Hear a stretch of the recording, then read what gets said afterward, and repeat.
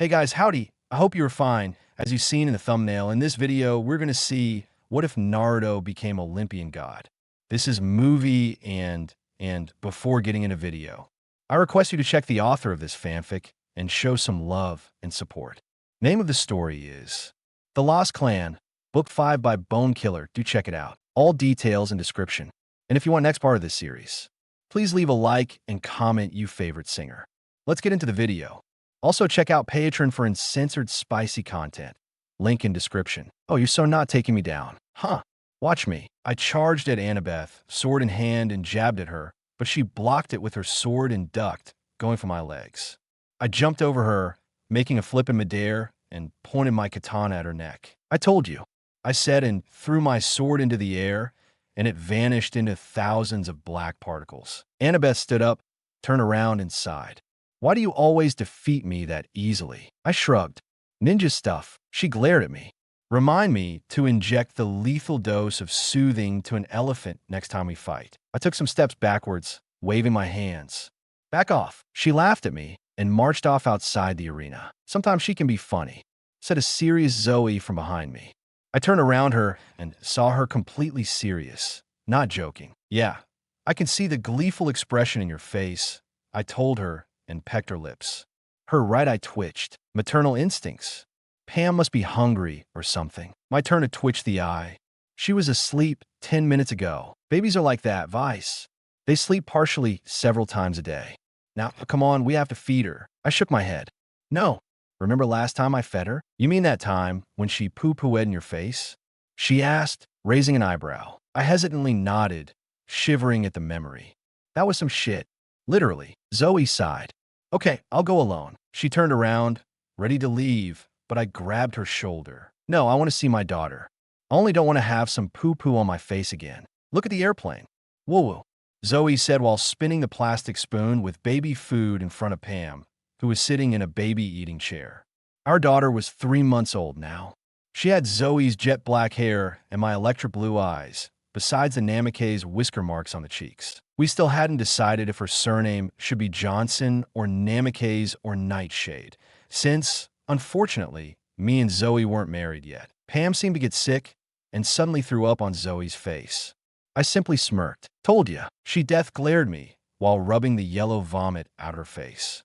Shut the fuck up. I smirked even more. It's fuck up. She rolled her eyes, whatever, and went back on trying to feed Pam just to get another wave of vomit in her face. Pam laughed and started clapping her hands. Zoe looked defeated. Maternal instincts were wrong. She was with hunger of laughter. This sucks, whatever. I smirked. Let me try to feed her. I stood up from the chair I was sitting on in my cabin and grabbed the spoon Zoe was holding and marched toward the chair Pam was sitting in. I grabbed some baby food from the pot and put it in front of Pam's face. Now, I said, let's make a deal. You eat this horrible thing. I am grateful. I don't remember the taste. And then you don't have to see me again today. Okay? Pam shook her head and opened her mouth, probably to throw up, but I was faster and inserted the spoon in her mouth, then got it out, making sure all the food stayed inside her mouth. Now, you'll eat it. My hand is 1,000,000 times faster than your liquid mortal weapon, so deal with it, I said rudely and made sure she gulped in all the food. I smiled. That's how I like it. Good girl. I walked towards Zoe. That was a rude action. She said, she's fed, isn't she? That's what matters. She sighed. Why do I love you? Because I'm incredibly handsome? Maybe. Now a real reason. She demanded. I talk to you when you have no one to talk to. I help you form a new self. Not to mention we have sex every night. And I must say you are very good at. Okay. She cut me off. I got it. I gave a satisfied smile. That's what I'm talking about. Just then, Pamela started to cry. We both sighed at the same time. Why come I had to have a daughter at my 15? I mumbled. And why come I had to have a daughter at my 2055? She asked to herself. That's a bit more than 15, I guess. Zoe got to Pam and started breastfeeding her. And little demon, she said, if you dare vomit in my breast, I swear you'll regret it. I was training at the archery field when the conch horn blew. Michael Yu, the new counselor of the Apollo cabin, a 4-feet-tall dude with blonde hair who was at my side, looked up at me. What happened? He asked. I shrugged to no and released my arrow, hitting the bull's eye. Aren't you kind of anxious? I looked down at him. You are? He grabbed another arrow and aimed. No. He released it, almost hitting the bull's eye. He punched the air, frustrated. I took out a little notebook and opened it. In a page, it read, Vice, 3 Michael, 3. I took out a pencil with an eraser in the end and erased my 3 and replaced it by 4. Guess I won. I said, shit. He cursed. Hey, I said. I defeated Lee.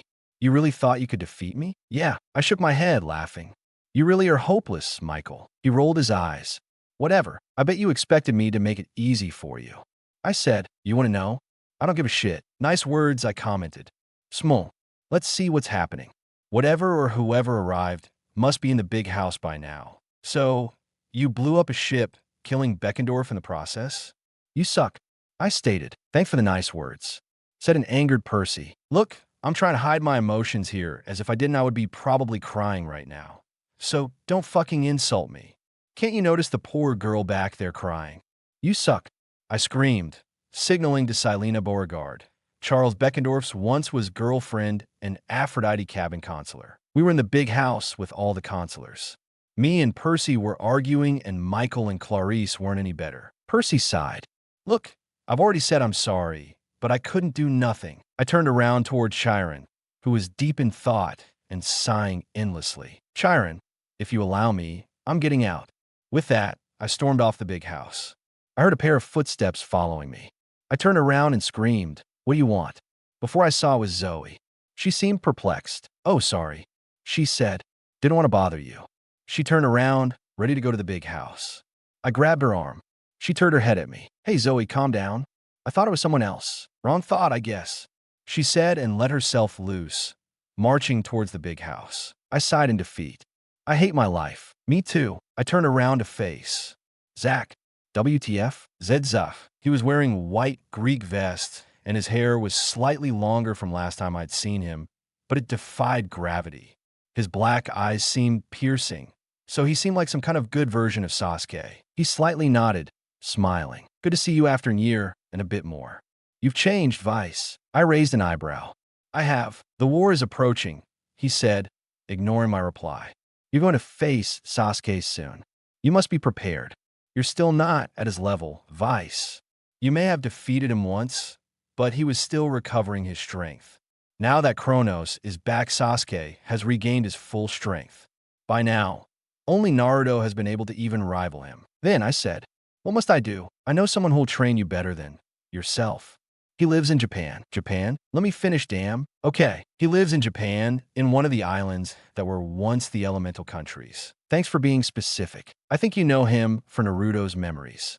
His name is Uchiha Itachi. I raised an eyebrow and folded my arms.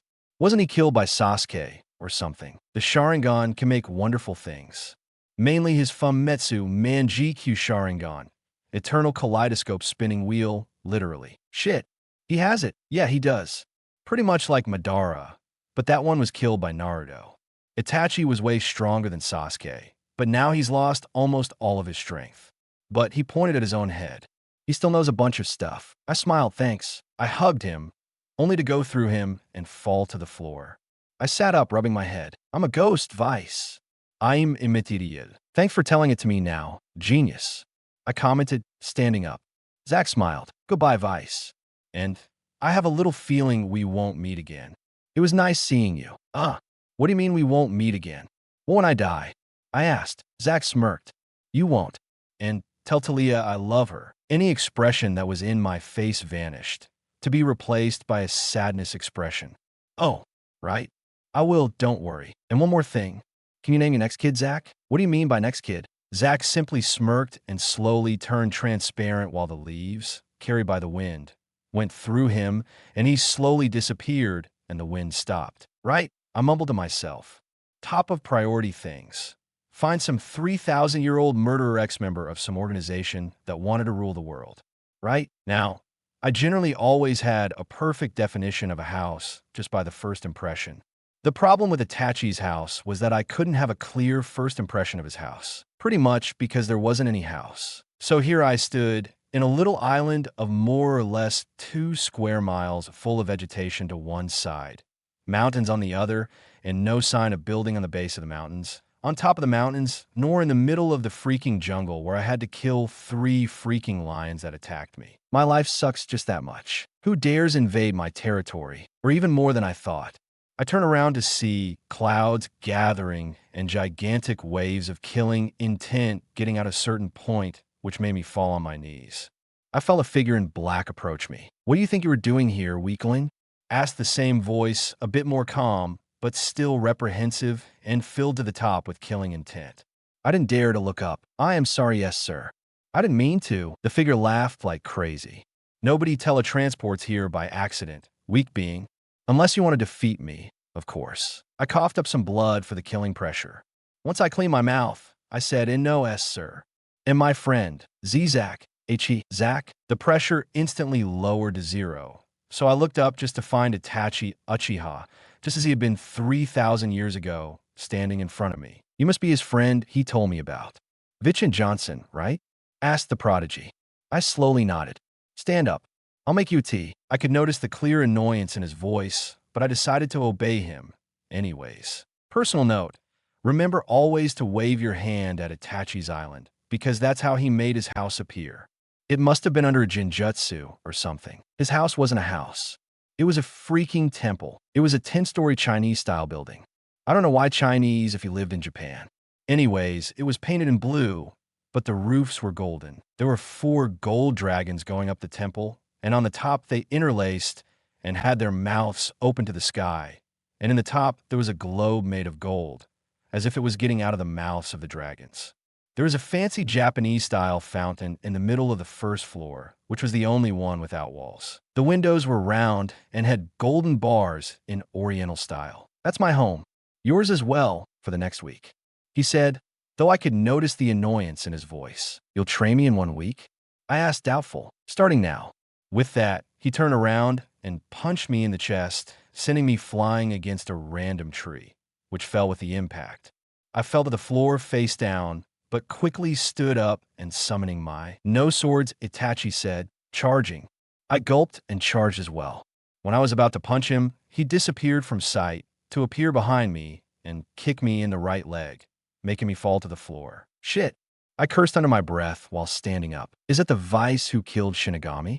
Really, I expected someone better than a weakling with barely a right hand attacking me, said the Uchiha. I tried to elbow his head with the right arm, but he ducked and kicked me in the legs, making me fall again. "There's something faster than light speed, Vice.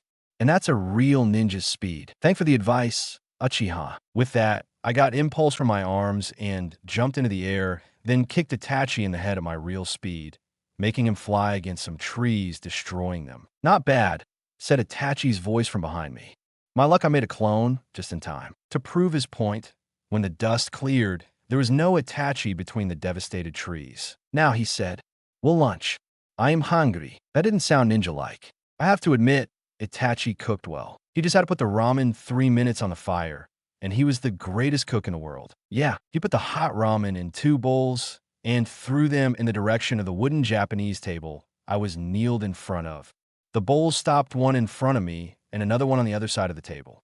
The air shimmered on the other side, and Itachi appeared out of the nothing there, kneeling to join me to eat. Generally, I wouldn't be surprised by that, except for one reason. "Shit, that Shunshin was faster than my freaking Hiration," I exclaimed. Itachi just Ned, grabbed his chopsticks, and started to eat. I didn't want to complain with him eating, so I decided to eat as well. "Now," he said, and I noticed he was already done eating. "Shit, here with me. You'll be training all of your abilities from the Shunshin to the Futon, Raisin Shuriken, from the Sharingan to the QB control. You'll also learn some new elemental jutsu. And all of that in 4 days." I raised an eyebrow. 4 days? A week has got 7. Itachi smirked. "And this afternoon and the next 2 days you'll be training your physical shape." I then said something I regretted like 5 seconds afterwards.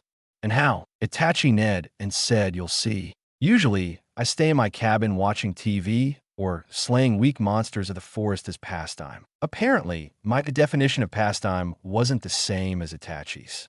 I guess that pastime for him was lifting rocks the size of the Empire State's Building or running 50 miles. I was wrong. Pastime for him was watching people lift rocks the size of the Empire State's Building and run 50 miles at the same fucking time. A bit faster, Namikaze, said Itachi from his chair in his little palace near the fountain, while seeing me run with a freaking giant boulder on my back. I was running in a little valley between the mountains of the island. Trying, I shouted back. I started to run like crazy, which with a rock to the back would be like 2 miles per hour. Faster than that, Namikaze. I got tired and dropped the gigantic boulder behind me and slowly sat with my back laid in the boulder. The air shimmered in front of me to reveal a death-serious Itachi. He said. Now, I was thinking like maybe Hades can give me a good place at Elysium, but what came out of Itachi's mouth wasn't "I'll kill you." It was, "Won't be able to defeat my brother this week." Gee, what do you expect me to do then? I am fucking exhausted, dumb. Itachi sighed. I think the readers will have to deal with a little flash forward. We'll have to train much, much harder.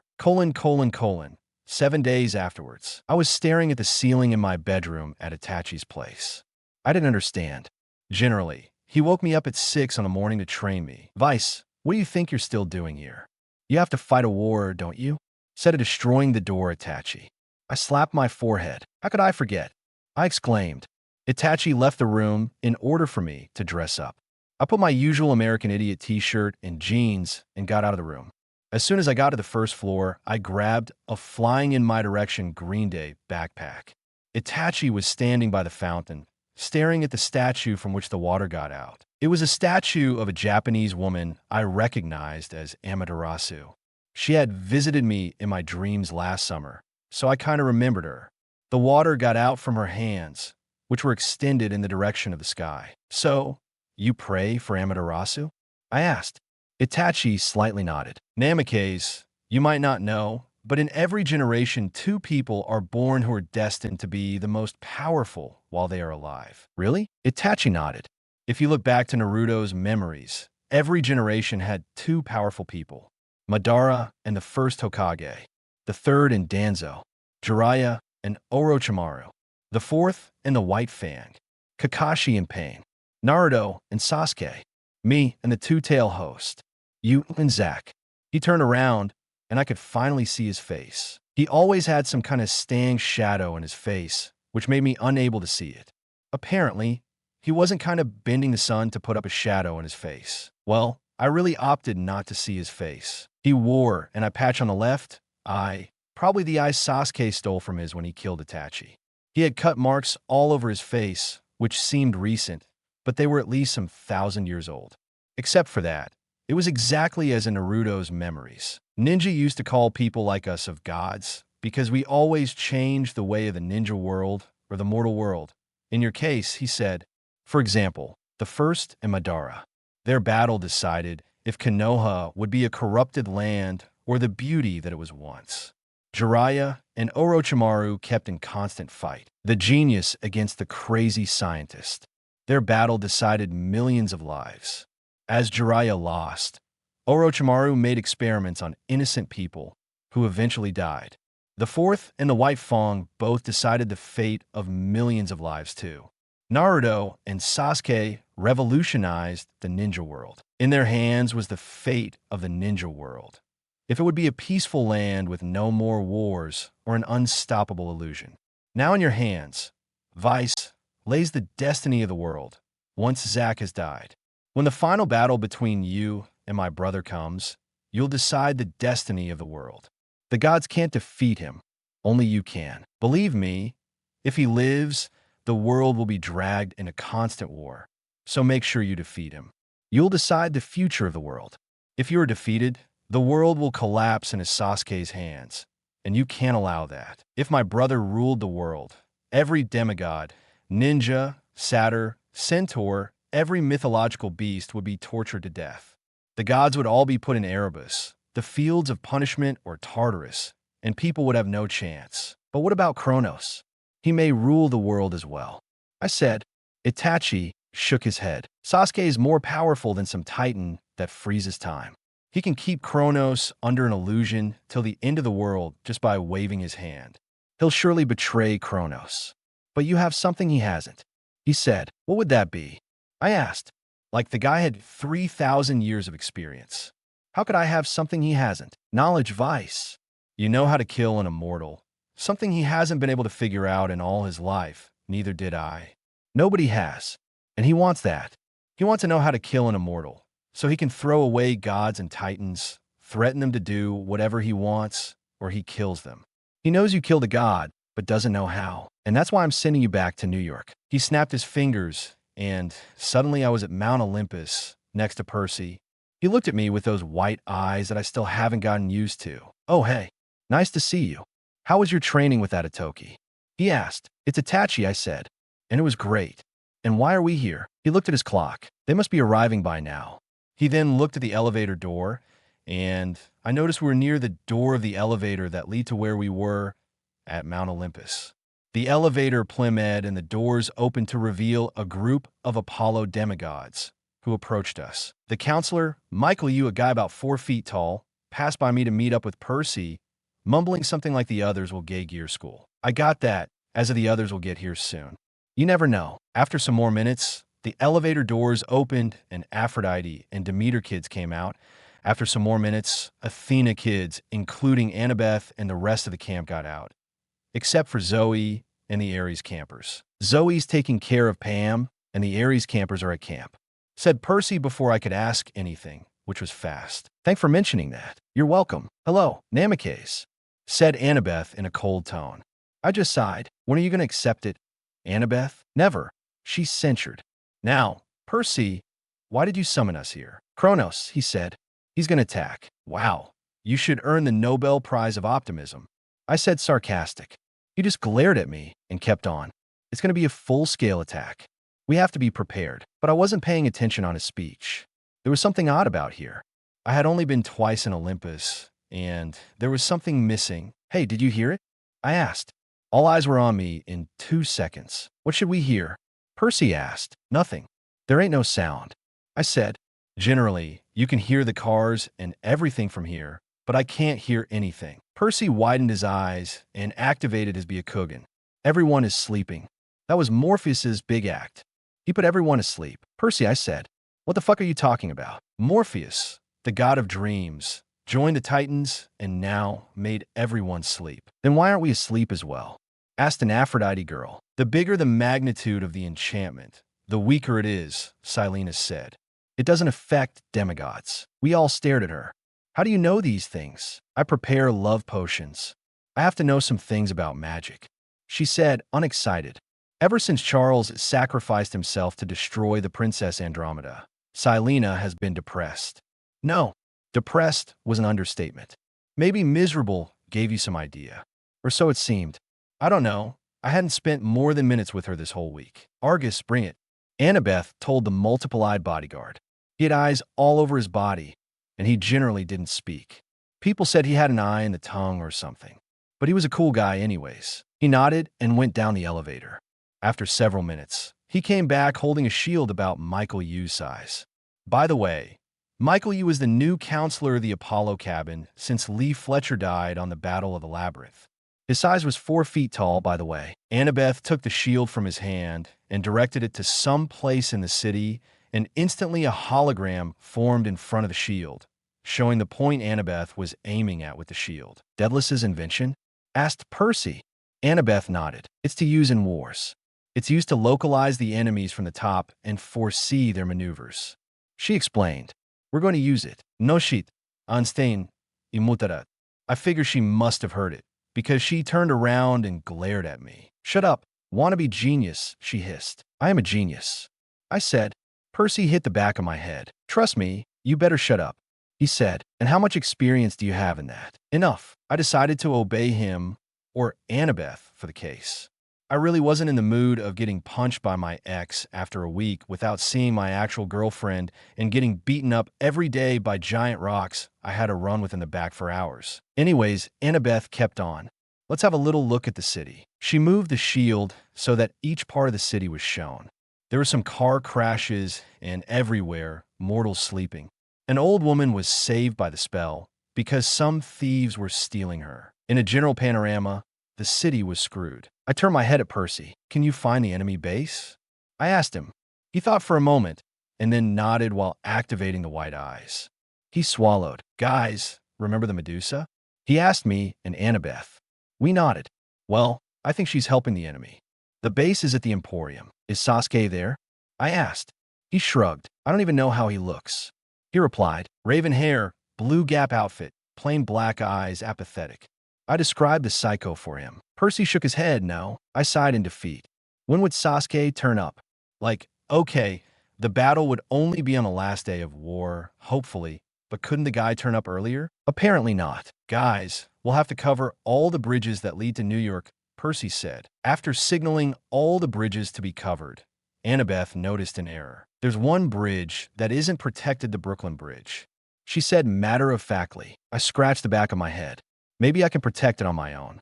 Hard work, though. Oh, you're so not going on this alone? Bro said, a voice I thought I wasn't going to hear in a long, long time from behind me. I turned around to face the only other Demigod Green Day fan besides me. Talia. Hey, Bora, she said, smirking. Baka. Actually, but anyways, after sharing our hugs with Talia, the other hunters would rather stare at the horizon, uncomfortable. Percy said, okay, so you two and the hunters are going to protect the Brooklyn Bridge. As me and the hunters got prepared for the battle, I approached Talia. Hey, I said. She tilted her head up from the pre-battle bow check she was doing on the floor. Oh, hey, what is it? She asked. Leave 4 hunters here. You and the rest are going to protect the other bridges. I said. She raised an eyebrow, or at least tried to. Anyways, she didn't learn to do that. What? Me and Percy discussed about this. There's a spy in between the campers, so he or she surely already contacted Kronos about the Brooklyn Bridge. He'll send less army here for sure, as he already knows he'll lose more monsters. Me and 4 hunters can probably make them retreat. You and the others will go help the campers and the bridges with the most intense fights. But I'll have to get the best 4 hunters, except for you, of course. I explained. Talia nodded in understanding and got on top of a car that had crashed against the building. Okay, Phoebe, Nayla, Olympian, and Intra, you'll stay with Vice here to defend the bridge. The rest, come with me and we'll join the fight in other bridges.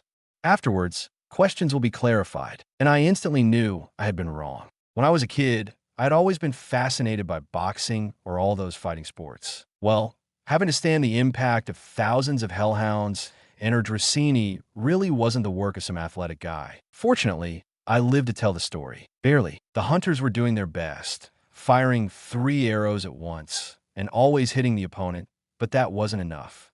I'd have to give everything I had to defeat all of those monsters. I started a sequence of monster destroying. Jab, slash, swing, whirl, and kicker punch. A particularly annoying Dracena managed to cut my cheek from behind me, but I easily put it out by using the Horatian, Flying Thunder God, to go behind her and chop her head off, then switch my sword so that now I was holding it backwards, then spun around, cutting through a whole circle of monsters.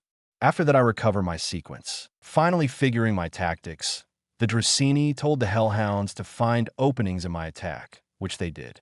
When a Hellhound was about to make me its dinner, I jumped into the air and threw several kunai from my pouch to the monsters, hitting several of them. A Hyra shined in the middle of Hellhounds, who probably were now in the underworld, thinking they were teleported or something. They're getting to us, shouted one of the hunters. I opened my way, slashing through monsters till I got to them, and turned around, facing the incoming monsters. I closed my eyes, and when I opened them again, they were blood red with 3 black comas around the pupil. Then they expanded until they formed a shuriken-shaped pupil that covered most of the eye. Amaterasu! I screamed. Black flames formed a barrier at the entrance of the bridge, making it impossible to pass. I felt my left eye aching like hell.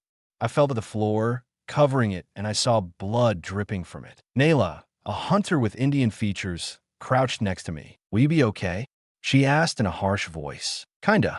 That fire lasted a week, so we are safe for now, I said, standing up and wiping off the blood from my eye. If the monsters try to get past this barrier, they'll surely die, since the fire can't be put off. Nayla and the other hunters nodded. There are harsh battles in the other bridges. You have to go there and get them safe. It'll give us time to think on our next move, said Phoebe, the tracker from the hunters that was supposed to go on. By the way, you and that other 2 stole my place on the mission to rescue Artemis, didn't you? The tracker asked. Yeah. and I deeply don't apologize for that. Now, can we go to the other battles already? I implied, impatient. I'm not in the mood to discuss stolen places after getting a lot of pain in the eye. Thanks. As I was turning to leave, Nayla turned me around. Wasn't that fire supposed to last a week? She pointed out at the non-existent wall of black fire. For once, I was hoping my wishes weren't fulfilled, because I had a great supposition that the one I wished to be here was here. The one and only Uchiha Sasuke. I expected a more deep entering sentence from someone 3,000 years old like Sasuke other than Dope. Oh, hey, stick in the ass Uchiha. I joked. He just smirked, drawing his sword backhanded and getting into a defensive stance while the monsters retreated as well as the hunters. Hunters, I said, not taking my eyes away from Sasuke. Don't interfere in the fight. You may end up hitting me instead of him. Besides, it'll be too fast for you to follow with your eyes. I heard a sneer. Do you really think we can't? But the hunter was cut off when me and Sasuke started the fight, and probably she could only occasionally see two blurs, one orange and one blue. Sasuke was the first to attack. He ran and swung his blade so fast I was barely able to duck. Sasuke predicted my movement and reverted his attack, looking for my neck. I promptly got impulse in my legs and jumped high into the air. Black particles started joining themselves in by hand, taking the shape of my sword. Sasuke followed me and tried slashing clean through my body, but I blocked his sword. Unfortunately, I forgot we were in mid-air, so with the impact of our swords, Sasuke sent me flying toward the building. It's better for the guys who own the building to have some indemnity or something, because they would have to do some harsh work. When I was a kid, I liked to see buildings being demolished. Worst part being that I was the cause of the demolition. Naturally, my back was aching like hell. Even with my back aching, I managed to jump from platform to platform of concrete till the last one dropped 2 inches away from me. No time to congratulate myself. Sasuke, taking advantage of my current pain, shined to my front and almost stabbed me. Fortunately, almost ruins everything. I dodged to one side and grabbed his wrist and pulled him at me, then bended my right arm and elbowed his neck.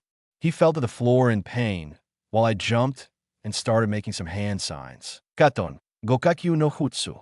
Fire release. Great fireball technique. I shouted, bringing my fingers to my lips and spitting fire from my mouth. The fire formed a large fireball, covering my sight of him.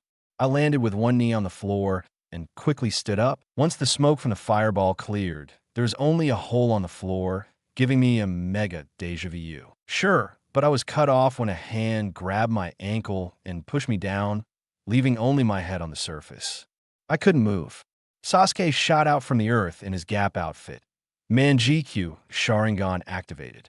He smirked sadistically. Seems like the kid of the prophecy isn't that powerful. Apparently, that pathetic guy was wrong. I think nobody could write a descent prophecy while having the Uchiha sword stabbed at their throats. He said, his voice full of hate. My eyes widened. You? I whispered. Sasuke's smirk widened, figuring out now. Yeah, Kronos contacted me and told me to kill all of the Namikes. That's what I did. He said, no, you didn't kill someone. If I'm alive, you didn't kill someone. Sasuke's smirk vanished faster than my harassment. Her name was Naoto, wasn't it? I kept on. A girl about 15. She wasn't supposed to have a chance against you. Why did you let her live? Sasuke clenched his teeth. That's none of your business. He raised his sword to decapitate me. Time seemed to slow down as the sword came down at my neck. I closed my eyes. Time to use what I learned with Itachi. I focused on going to my mind, and in no time, I was in the torn sewer that was my mind. It was exactly as last time I had come. Water on the floor and everything screwed. What do you want, kid? Asked the QB from behind the bars. I scratched the back of my head. Can you just help me finish off this guy? I asked. Okay, I'll lend you some of mine. Not that way I can control your chakra anyways. But you've got something I haven't. The QB smirked. And that would be, you can mess up with my DNA, cells, or anything. You could transform me into a human dog if you wanted to. I said, really? Remind me to transform you into that in your last second of life, when I'll die too. At least I'll have something to tell to Cerberus. The beast said. I raised my eyebrow. You know, back to the thing. I know you can modify my DNA. I'll ask you one time. Is there another bloodline limit I have either than the Namikaze? Look, kid, the Namikaze isn't a bloodline. It's more a family with abilities, but no physical nor mental alterations like the Uchiha with the Sharingan, or the Kagaya with those freak bones, or even the Nara with those shadow techniques that not ninja out of the clan could do. Any ninja with the Namikaze scroll at his or her hands would be able to master the Hiraishin, with enough training, of course. The only real ability of a Namikaze's is to learn in an absurd accelerated rate. For example, you, who mastered 2 of the most complex jutsus in the same night. Nerd. It explained, hey, kidding kid. Anyways, Amaterasu gave you the Sharingan, canceling the bloodline that would soon manifest in you. I raised an eyebrow. I was going to get some bloodline, but the Sharingan canceled it? The QB shortly nodded. So I said, there I have this bloodline, but it just can't manifest, right? The QB nodded again. Very good, kid. And you want me to add that bloodline into your DNA. But it may kill you if I make an error. Are you really willing to trust one that hates you? I nodded. You die with me. The QB laughed. Yeah. Okay, I'll give you the most powerful dojutsu which, by the nerd, you should already know and try to fuse it with the Sharingan. Now wake up, you'll get the freaking shit. I opened my eyes and saw the sword descending at me. I looked back into Naruto's memories and found what I needed. Shinra Tensei. Divine Judgment. I shouted. Earth all around me exploded, throwing Sasuke back several yards and making a crater around me. I jumped out of the crater and looked over at the now standing up Sasuke, who was in shock. Impossible. The Sharingan and Rinnegan in one same body? Impossible. He said with his mouth wide open. You loved her, I said. You loved Naoto. That's why you didn't kill her. Sasuke clenched his teeth once again. That's none of your. He was cut off by the tip of my sword at his neck. Hiraishin, one of Naruto's trademark techniques. Sasuke said, did you really think I would fall for that? He vanished in a poof of smoke, and I felt his blade touch the back of my neck. I'm 3,000 years old, kid. I'll never fall for your little trick. Then I guess I finally have someone at my level. I said, transforming into a log and falling to the floor. Sasuke turned around. Where are you? He asked. I transformed back into myself, and from the floor, kicked his feet off, and once he was down, put my sword to his neck. I didn't use the Kawarimi. I hinged into a log so that you would think I had used the Kawarimi, but the log was me. Bet that you weren't expecting that one. I explained, smirking and panting because of the battle. Sasuke smirked. We'll meet again soon. Namikaze. You have potential, you just don't fully use it. With that, my sworn enemy vanished from sight, and I rested my arm into the floor, and then I blacked out from exhaustion. I woke up in a fancy room with wooden details and saw Annabeth resting unconscious on a bed on the other side of the room. She was stabbed, said Talia's voice from the edge of the bed. I turned my head at her. Is she going to be fine? Probably, she said, then chuckled. Percy already came here and gave her some kisses. I raised an eyebrow. Really? Talia laughed. No, im joking. Why, do you still like her? I shook my head. Not really, right? Oh, and how are you and Zoe doing? She asked. You already know? Talia rolled her eyes. Of course I know, idiot. I'm your sister, after all. You got a point. Who told you? I asked. Percy, Annabeth, and some others. By the way, next time I decide where we'll stay. We had to go back to make those monsters retreat. Worst is that I had to carry your useless body around. Thanks for calling me useless, I said. Now for you to shut up. I activated my new Rinnegan and extended my hand at a cup of water that was on the floor next to Annabeth. Banzo Tenin, all creation attraction. I said. The cup flew in the direction of my hand, and I promptly caught it, then swallowed all of the water in it. Talia stared open-mouthed. How did you do that? And what is it with the rings and gray irises? She asked, dumbstruck. It's called the Rinnegan. It's the most powerful of the 3 eye techniques. It gives me several powers, but it'll take me a while to find out and perfect all of them. I explained, but can you keep it shushed up a bit? I don't want the spy to tell Kronos about the Rinnegan, but that Sasuke guy saw it. He'll already tell Kronos. She said. I smirked, sitting up on the bed. No, he'll not. Percy said Sasuke wasn't at the enemy camp. He won't have told Kronos. Besides, he usually works on his own, not with some inferior monsters, or so he says. I explained. Talia seemed to understand. So he won't tell Kronos because the battle between you and him is his? I nodded. Talia smiled and punched me playfully in the arm. When I first saw you in that bed at the big house, I thought you were some kind of loser that dated Annabeth just to seem cool. And I thought that till the winter.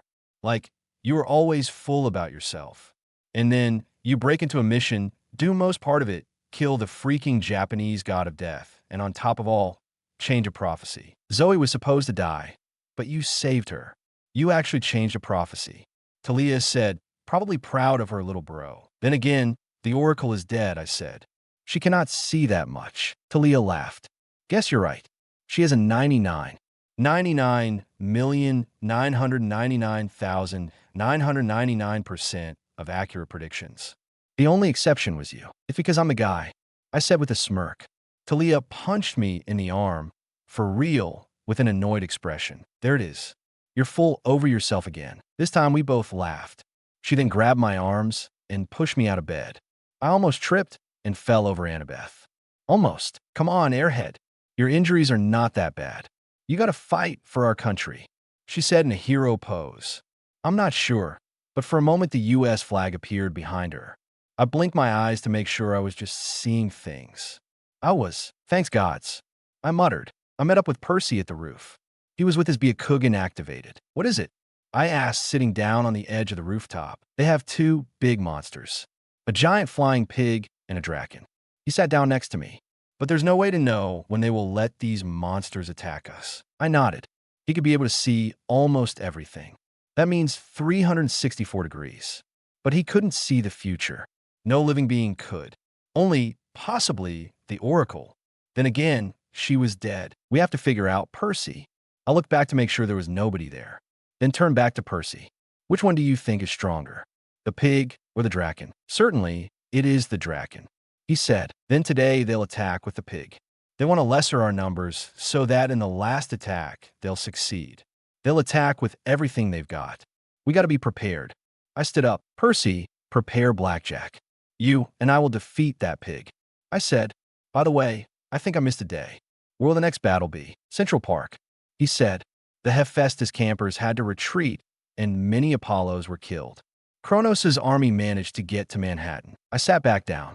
Inspiration moment gone. We will have the advantage since it's full of nature spirits, and Grover is in charge of them. Percy explained. On the other hand, that's our only advantage. We have lesser numbers and limited equipment medical resources. We won't be able to stand it much more time. I stood up, now once and for all. Hope you're wrong. Seaweed brain. We were already at Central Park, waiting for the Titan army. We heard the sound of blades and shields coming towards us. And in 2 minutes, we were face to face with the Titan army. They pushed us back at first, and hellhounds jumped over the first line of attack and managed to kill one Apollo archer, which I didn't know the name of.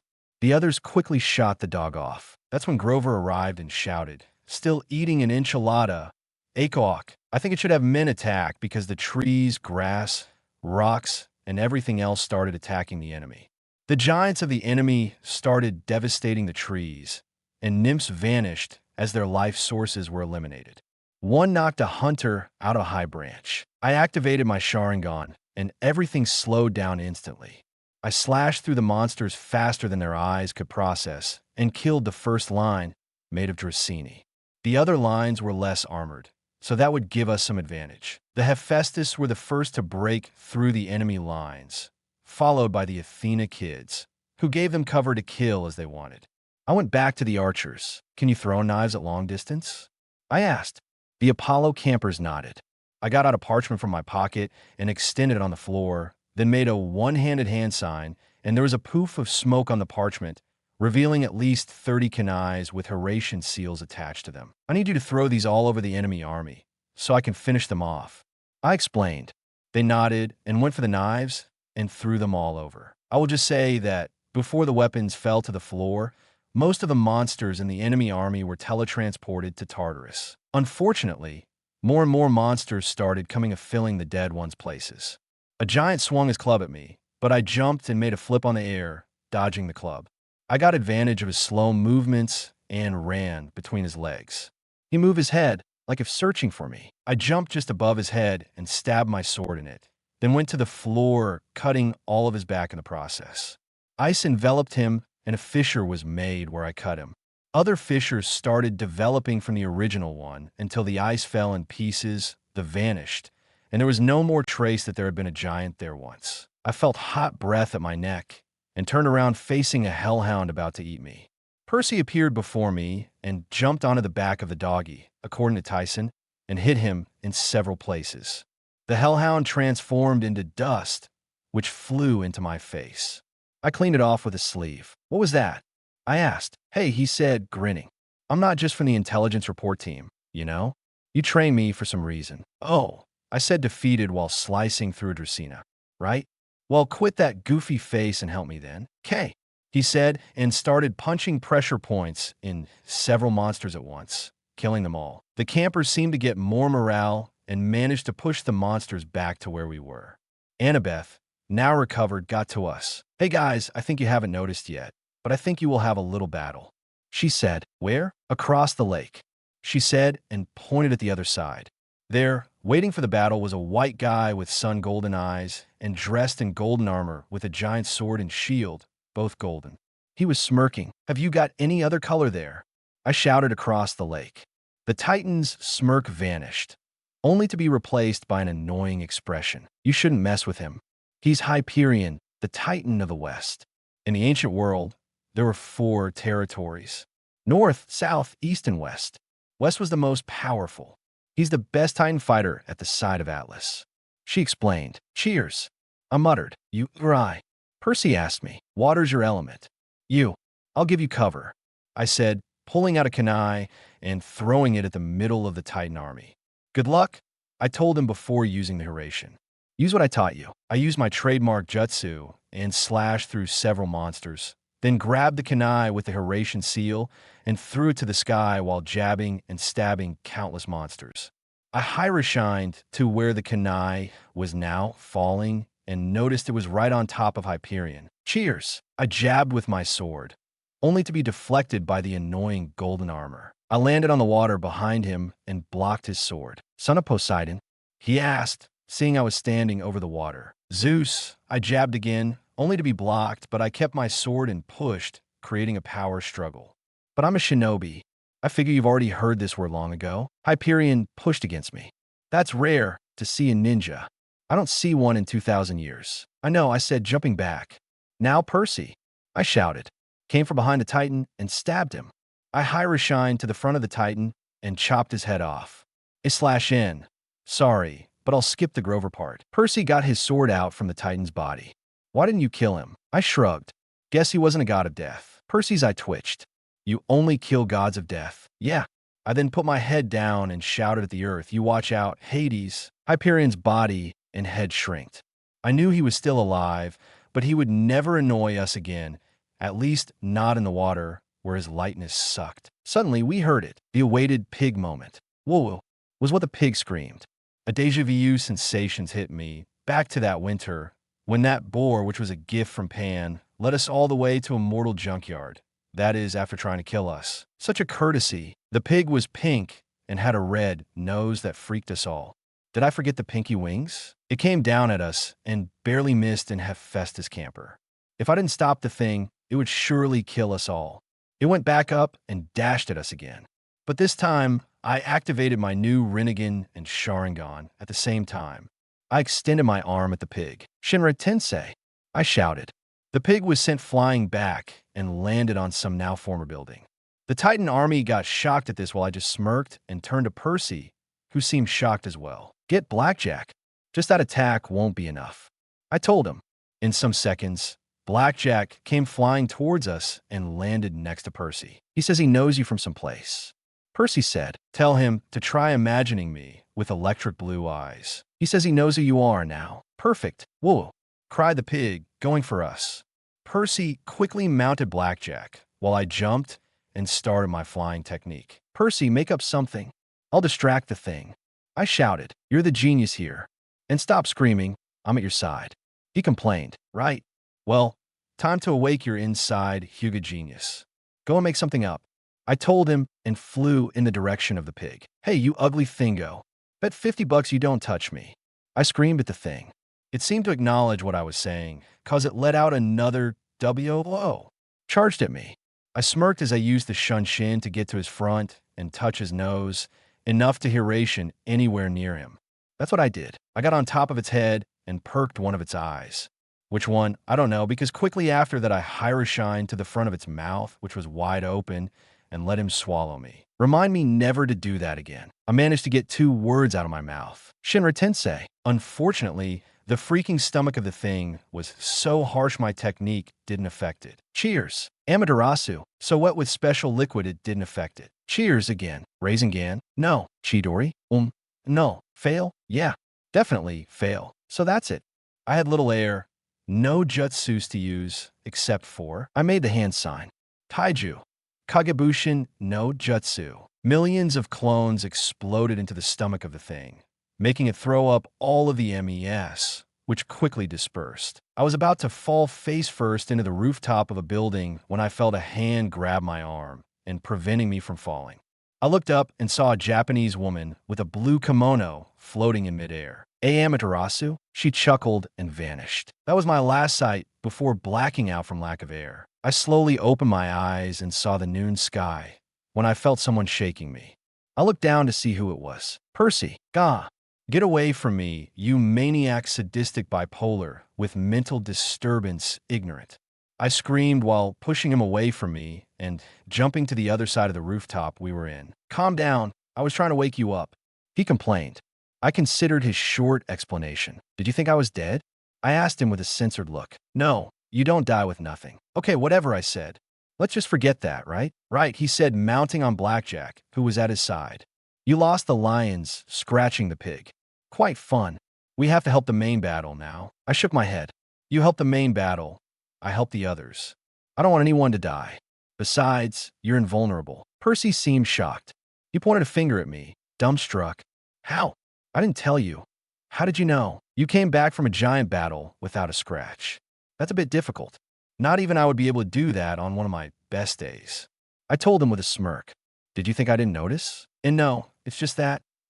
Okay, I thought you didn't notice. I smirked, figured, and then disappeared in a yellow flash in the direction of some Hephaestus kids fighting a giant who was leading 3 hellhounds and 10 Dracini. Vice. One of them said, though I didn't know the guy. Guess I was pretty famous at camp. We need you to take out all of those monsters. Where did he go? The guy asked as I was already cutting the giant's legs off. Once I was done with the big guy, a hellhound jumped over to me.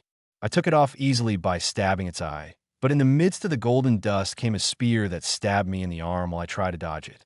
Once it was through my arm, metal wires shot out from under the metal spear and wrapped themselves around my arm. The Dracena, holding the spear, pulled me and grabbed my sword. The same technique a Dracena had used to capture me around a year ago. I thought I would never fall for it again, but I was wrong. Though, this time I was prepared. If there was something Itachi taught me, that was how to stand extreme pain, don't mention it. I grabbed the Dracena by the neck and started squeezing it. Impossible, she said. So is Chuck Norris. I told her with a sadistic smile in order to freak her out. I think she got my point because the wires unwrapped themselves from around me and returned to the spear just before she disappeared in the golden dust. I got the spear out from my arm, which was hurting as hell, and slashed through another hellhound and finished the rest off with a Chidori. The Hephaestus kid approached me. Hey, thanks. Is your arm okay? He asked, concerned. I looked down at my stabbed arm. 1 millimeter to the left, and I'd be dead by now. It would get the main vein in the arm, in which passes 30 liters of blood per minute. Guess I am, though it's aching like hell. I considered. The guy got out a bandage from his pocket and quickly wrapped it around my arm. Here, I'm no doctor, but I guess this'll stank the hemorrhage. He said. Thanks, I told him, smiling. Now I gotta go. Help the others. With that, I disappeared in a flash of yellow. In the way to the main battle, there weren't many powerful monsters, except for a particularly annoying hellhound that bit off part of my Green Day t-shirt. I made sure he would get much more time to come back than normal. I appeared before Percy, killing a monster in the process. How's it going? I asked. The usual, he said. We're killing all the monsters. I smirked, activating my Rinnegan. Let me enter in the game? Of course. He told me while hitting a fatal point in the stomach of a hellhound. I aimed my hand at a large group of monsters. Shinra Tensei. The monsters were sent flying, transforming into golden dust when hitting trees. I kept on doing that till most of the monsters had retreated and were running for their lives. Everyone started cheering, but then came an army of warriors in skeleton horses. About 50 of them. Little number, but bigger than us. There was a bigger warrior amongst them that seemed to be leading the army. I aimed for his helmet. Ban's ho tenin, I shouted. The helmet came flying towards me, covering the sight of the warrior. I lowered my hand, now with the helmet, and saw who it was. Luke, or Kronos, for what I had heard. Kronos. Percy whispered next to me. That was the information I needed. The Titan slashed his scythe at me, but I jumped, dodging the weapon, and kicked his chest. He was sent flying against a tree. He waited like last time. He seemed to be a refrigerator. Hey, Kronos, I teased. Gotta start making some exercises, you fat, ugly idiot. Kronos stood up. Who did you call idiot? Namikaze? You, of course. Kronos charged at me. You'll take back those words. I scratched the back of my head. Let me consider, no thanks. I blocked the tip of his scythe with the tip of my sword. Kronos seemed surprised at this, but quickly got over it when a clone of Percy poofed behind him. Kronos spun and destroyed it quickly. I took my chance and kicked in the back. He was sent flying, but managed a perfect landing. I felt something coming from behind me, and I had just enough time to dodge an incoming sword. I turned around and stabbed the guy from Kronos' army in the heart. The guy seemed shocked. You're a camper. You'd never kill someone. Try me. I said emotionless while removing my sword from his now dead body. Or even better, try to kill me. Percy's body disappeared, only for it to appear in front of Kronos. I used my Horatian to get there, Sharingan ready, while the Rinnegan disappeared. It was too exhausting to use both dojutsus at once. Well, Namikaze, seems like you have the Rinnegan. Why don't you use the power of the gods to finish me off? Kronos asked. Percy turned his head at me. Power of the gods? Later, my Sharingan transformed into its final form, the Manjikyu. You know, Kronos, I'm not into this god mode thing. I think I'll just trap you into a short illusion. Tsukiyomi. Kronos was transported into a world in black and red and attached to a wooden tree. Using the cross wouldn't be that original. A lot of MES started appearing everywhere with katanas and started stabbing him. That for 3 days. Courtesy of my eyes. Back to the real world, not a second passed. I had to remember thanking Amaterasu for the eyes. Kronos opened his eyes. What was that? I smirked. Feeling fear for the first time in your miserable life, Kronos? Kronos just grunted. For what I knew, he had never felt fear, even when the gods cut him to pieces. I put a shoe to his neck. I may not be able to defeat you physically, but I can easily destroy your mind if I want to. And you'll be the second immortal I kill, since the brain controls the body. It's the brain that makes you breathe, move, have the heart to beat, and for you to feel pain. When you enter in River Styx, it isn't your skin that gets extra rigid. It's the pain that makes the part of the brain that controls the pain get more powerful. It makes your skin impenetrable and you can't feel any pain. In compensation, all of the pain that you could feel in your whole body gets concentrated on a tiny little spot that you choose. Cut that point and the person dies because it's like if the whole body had been cut over in more tiny pieces than you were in the first time. I explained. Percy seemed awestruck by this, and Kronos just smirked. You seem to really be a genius to get that theory out of your head.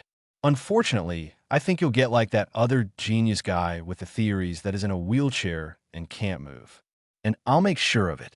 He said, then grabbed my foot and threw me against a nearby tree. He then went for Percy, but I was already there, holding his wrist. Kronos looked bored. I really thought I had taken you out for more than half a second. He sighed. Yeah, I know I'm annoying. I told him, what do you opt, getting your mind blown or being tortured? Neither. Kronos said. Percy chose that moment to kick Kronos in the chest and activate his Byakugan. I took advantage of that to sprain his arm over his back. He screamed in pain. What is this? He asked, feeling pain for the first time. Oh, I forgot to mention that the lack of pain was only in the skin. Your bones are a complete different thing. I can't break your bones because they're too rigid, but I can surely make you feel pain. I explained and whispered in his ear, nobody can be totally invulnerable or totally immortal. There's always a gap, and I'm here to find them out and use them against who deserves. I looked at Percy, who nodded. just under his right arm. I grabbed the kunai and was about to strike in the weak point when Kronos poofed, and suddenly there was nothing where he had once been. Then realization hit me. Kagebushin. Kronos' army started to retreat, and all the campers were cheering. But me and Percy knew all too well what was happening. Sasuke was teaching the traitor demigods, as well as Kronos, ninja abilities. And that was no good. I looked back to where I had killed the guy that was about to attack me, only to find mud there. I dropped my sword to the floor and sighed. Damn it. I cursed silently. Hey Vice, Percy said. Time to explain, what is this Rinnegan you didn't tell us about? After we got back to the hotel we were using as base, there was a little war meeting with all of the campers awaiting for my explanation. So, what is the Rinnegan? Asked Percy, sitting across the table from me. I sighed while scratching the back of my head. Explaining the most powerful dojutsu wasn't that simple. It had complex secrets only the sage of the six paths had known and more, but I was up to take it a shot. The Rinnegan is an eye technique, the most powerful one, that allows who has it to have godly powers. What do you mean by that? Asked some Apollo camper. I mean, like, I can kind of control gravity, the line between life and death. Life and death. Asked Annabeth. That's impossible. Not even Hades can. I know, I interrupted her. But ninja abilities just go this far. And the Rinnegan allows me that.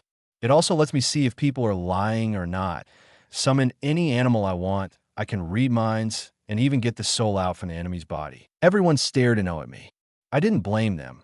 After all, you don't have someone who can control gravity as a friend every day. So, is this Rinnegan passed genetically? Percy asked. No, I said. There were only 2 people with it before me. It only appears when the world's up for a change. So, that means that, not necessarily. The world can change once the war finished. Look back to WW2.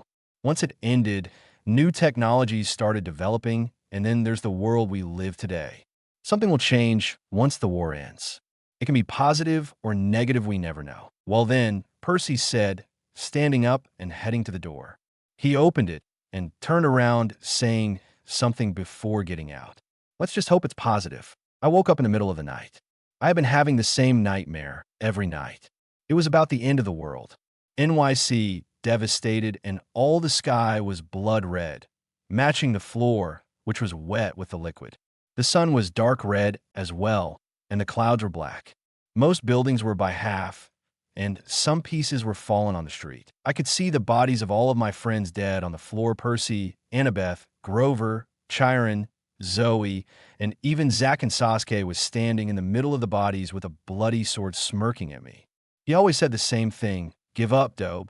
I'll kill them all. With that, I woke up with a start wet in sweat and tried to go back to sleep, but today was different. I got the sheets off me and stood up, then stumbled toward the door. In a few minutes, I was on the rooftop, sitting on the edge while admiring the city at midnight. The skyline in its usual day was beautiful, but there should have been some problems with the energy stuff because all of the lights were out. Guess the guy who controlled it had slept in service and accidentally hit some button. And I could see New York how it was back in Naruto's time. Beautiful mountains stood gloriously over a little civilian village with 2-story Japanese buildings and merchants selling products in a usual sunny day. Unfortunately, my moment was ruined when Percy sat at my side. "What's up?" he asked, sleepy. "Nightmare." "You?" Percy sighed and put his head down, probably getting a view of the city down there in complete darkness. "Couldn't sleep." "Worried?" "Yeah. I'm not sure if we can win this war. I mean, all the odds are against us." "You got a point," I told him. "But they haven't got fighters like us. We fight for people to live. They just fight for themselves. We're stronger than them. Not that much. A fourth of our army was already killed, and we can't stand this waves much longer." But I wasn't paying attention to what he was saying. I was feeling a chakra signature nearby, an evil one. I activated my Rinnegan, and my vision instantly got in black and white. It was better, because anything related to chakra and our magic got blue, and I could easily recognize it. The sky was blue thanks to Morpheus's magic. I looked around, trying to locate the chakra signature. I finally saw a blue body moving at Central Park. I grabbed a kunai from my pouch and threw it at whoever was down there. "Hey, what are you?" I cut him off with a gesture and waited for the kunai to reach its target. When it was close to it, I still waited. I wanted to see if that figure moving was a god or a shinobi. When it grabbed a weapon and deflected my kunai, I knew it was a ninja. Fortunately, I was much in front of any ninja, except maybe the Uchiha brothers. I appeared in a yellow flash over my target, where my kunai was, and grabbed it midair and then slashed it at the person down there. I could see was a man, sidestepped and let me stick the kunai to the ground, but wasn't fast enough to dodge my kick to the legs, which made him fall. I got the kunai, with the Hiratian seal attached to it, out of the ground and put it at the enemy's neck. "You lose," I whispered. "Damn, I thought I could be more sneaky than this," said a voice filled with laughter. The moon got from behind the clouds, and moonlight filled the guy's face. His nose could be compared to a screwed tomato, probably Percy's work, and he had an eye patch over his right eye. "You aren't. Where have I seen you before? At that arena in the labyrinth, don't you remember? You cut the whole shit in half with a wave of your sword," he said, smirking. Then I remembered. "You were the guy who wanted to desperately defeat Percy, weren't you?" I asked. He thought for a moment before answering. "Yeah, I think so. My name's Ethan Nakamura, best ninja of the Titan Army." He breathed out full of pride. "Best one is Sasuke, the guy who taught you." Apparently, Percy can easily take on the second one, can't he? I mean your nose. "Oh, don't mention that." "Well," I told him, focusing on his face again. "Enough with introductions. What are you doing here?" "Got here to find out what's Percy's weak spot." I turned around, facing the top of the building, knowing that Percy was watching us with his Byakugan. I nodded and signaled him to get here. In a moment, he was before both me and Ethan with his eyes and popped up veins facing Ethan. His smile vanished as fast as it took me to calculate 2 plus 2, to be replaced by a horrified expression. "What is this?" "That's a bloodline," I said and stood up, throwing the kunai next to Ethan's neck. "I have 3 at least. Percy here also has one of the most powerful. But then, who's the commander? All our intelligence says it's Percy, but apparently you're the more powerful one." I laughed and crouched, facing him with my ringed eyes. And that was the first time he seemed to notice, because his face got a "I'm freaking scared, somebody please help the bastard on the floor" expression. "Oh, didn't they tell you my father's Zeus? They don't know much about you. Our spy hasn't been able to see what you did or what abilities you had. They always said to keep distance from you, but they don't know why. Nobody can say what you do, pretty much because nobody lived to tell the story. But I will." His smirk came back. Percy looked at me. "You kill that much people?" I shook my head. "No, I only killed like 4 or 5. I returned my attention to Ethan. "You won't live to tell the story as well. Don't blame me when they find you all open tomorrow." Percy gulped and was about to slit the guy's throat when he had to suddenly dodge a kunai. We looked in the direction it had come and saw 10 guys standing there with kunais in their hands. "Damn, can't they give us a break?" I said with my voice totally defeated. Percy looked as annoyed as I did. "Probably not. And why don't they charge already? Probably waiting for us to make some mistake or charge first," I told him, when suddenly the excuses for shinobi in front of us started turning slightly transparent. My eyes widened, realizing we had fallen into a trap, or maybe trapping us in a genjutsu. "Duck!" I practically screamed. I went to the floor almost at the same time kunai and shuriken flew over me, and one managed to make a cut in my face. I looked at where Percy was. He was standing there, smirking at the poor ninja. Kunai and shuriken were lying at his feet. I felt like slapping myself physically. I had forgotten he was freaking invulnerable, so now he was almost as powerful as I was. "Let me take care of them," he said, Byakugan activated. I couldn't see the ones who had thrown the weapons at us, but I bet he could. "Bring one here," I reminded him. He nodded at me and disappeared into the forest. I looked at the guys I had knocked out earlier and prepared myself for the dirty job. Percy came back with an unconscious guy and noticed me standing by a tree and no sign of the idiots. "What did you do to them?" "Buried them. Dead," I told him, emphasizing the dead part. "Right," he told me before throwing the unconscious one at my side. "You're the torture guy. I'll just watch." I sighed and slapped the guy across the face and grabbed his neck. His eyes shot open and he looked at me with fear. The yellow flash. He shouted with fear. "Geez, I already have a nickname?" I asked him, annoyed. "And that nickname?" The guy nodded. "Nice. I was keeping on the tradition my grand X1000 father started 3,000 years ago. It annoyed the hell out of me, but what could I do? Okay, so ignoring this fact, how do we enter there?" I asked. I could tell the guy was about to pass out from fear, not that I was releasing killing intent. I turned my head at Percy, who looked away and mumbled something about the guy not wanting to fight him. I looked back at the guy, who seemed shit scared more even. Damn, okay, I said, releasing my hand. I'm not gonna hurt you, just tell me how do we… But at that moment I had to dodge a kick as the guy stood up, still with fear. His hands and legs were trembling. He didn't seem like he wanted to fight. Why are you doing this? I asked him. I noticed Percy smile at me from under a tree, which I took as an encouragement to keep on. Why are you fighting? You know you can't beat any of us. Why do you fight? The guy thought for a moment, and just then I noticed he didn't want to fight. It was almost as if he was forced to come and fight. The gods. He started to explain, tears welling up in his eyes. They never did anything for me. They let my mom get killed and put me in that camp. I had no friends, I was unclaimed, and I had to stay in the Hermes cabin every day. It wasn't fair, but you didn't have to join the Titans. I told him, you could fight on our side and ask Zeus to recognize the minor gods or for your dad to claim you in the case you were son of a main god. You could fight for us. The guy looked away. I guess you're right, but Lord Kronos doesn't let us. My eyebrow raised. What? He pulled up his shirt and showed a tattoo of a scythe, Kronos' scythe. He can kill us if he wants to because of this. He makes all of us wear them. I suddenly got more hate from Kronos, and Percy seemed to stifle a bit. I thought about which options we had that didn't include killing the poor guy until an idea came to me as I activated my man GQ Sharingan. The guy was about to go away when I stopped him. I won't hurt you. Instead, I won't do nothing to you. You just have to stay here on the middle of the clearing doing nothing. I told him as he seemed to relax and sit down. But what will you do? I smirked. Trust me.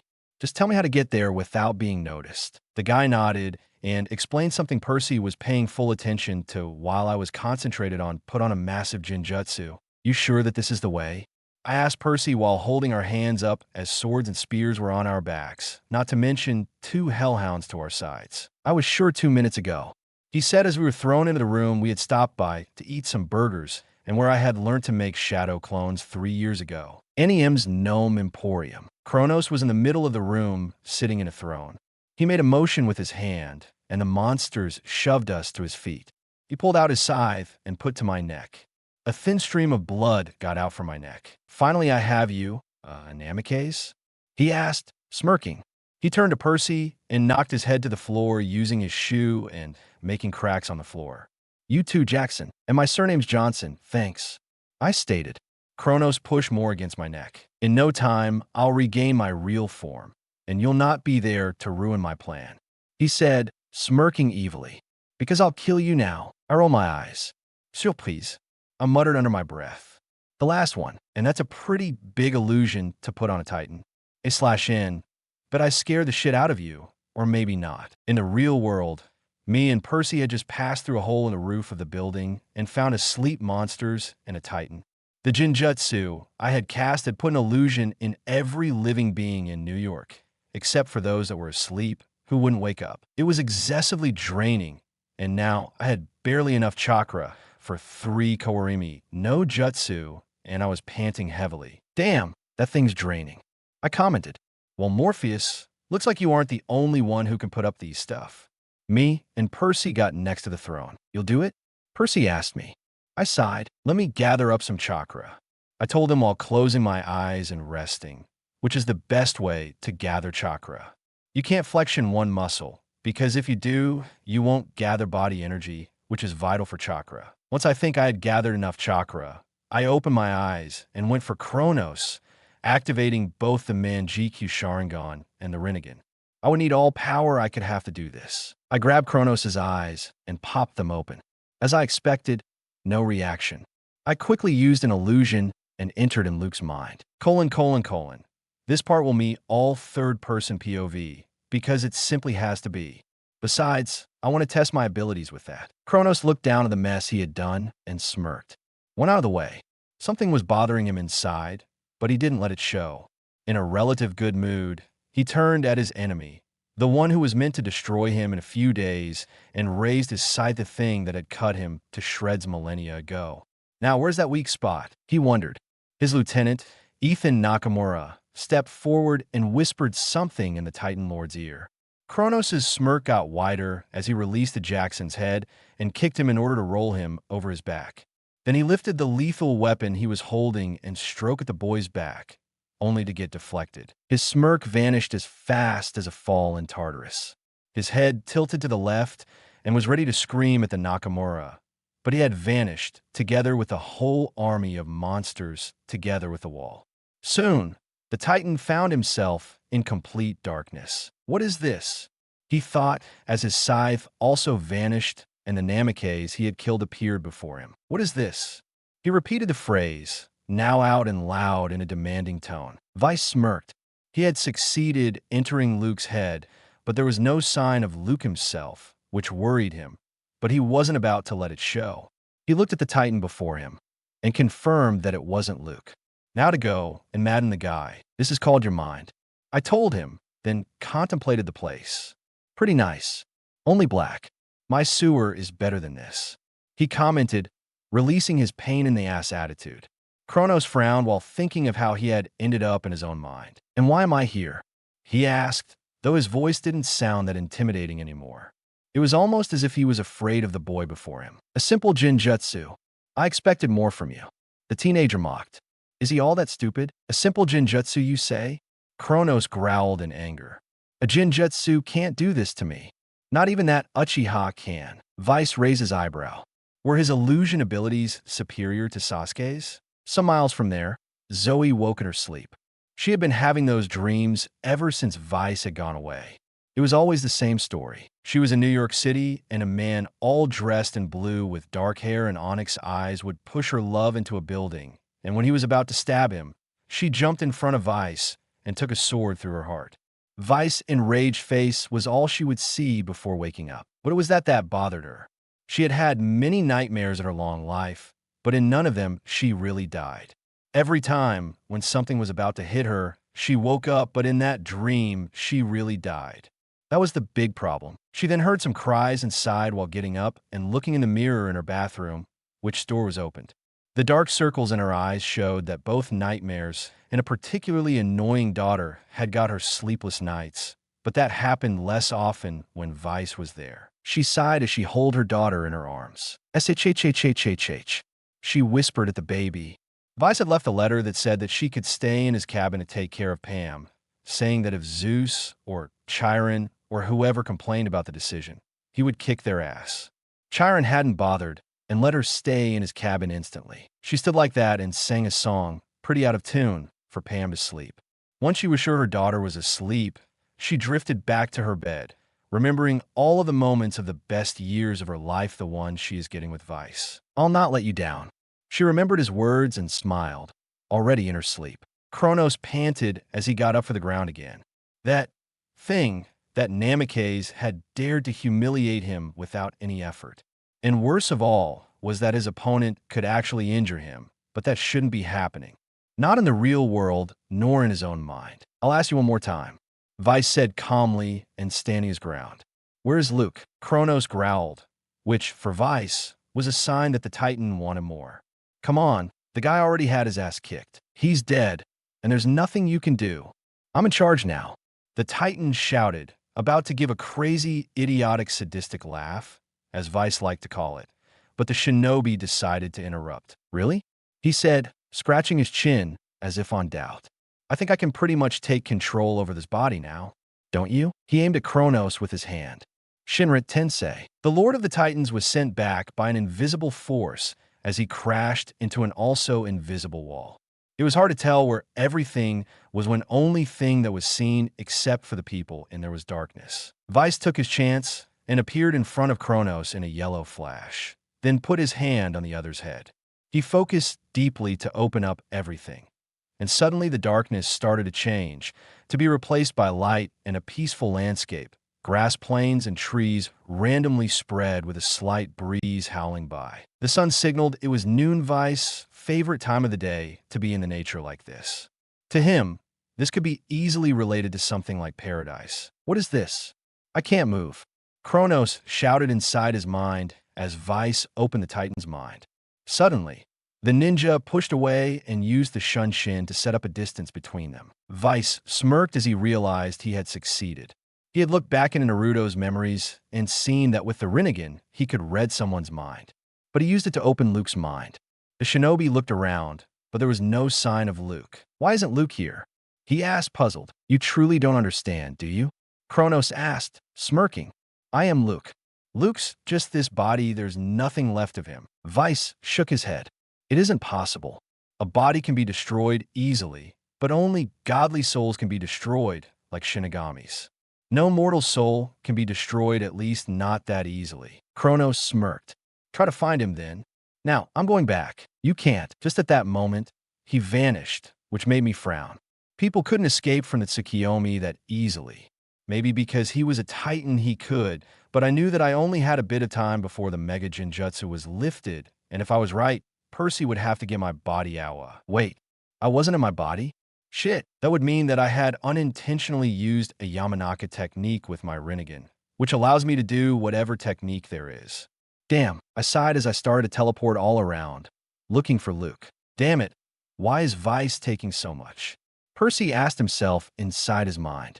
He had been standing in that same place for hours and had taken out all of the enemies in the room, which was pretty easy considering they were asleep.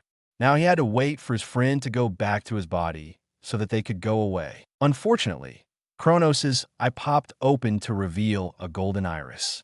Oh joy! The Titan popped up his head at the Hyuga with a smile on his face, though even someone like the demented guys from last year at his school could tell it was totally sadistic. "So, Jackson, I'll give you a 5-second advantage to get out of here," he said.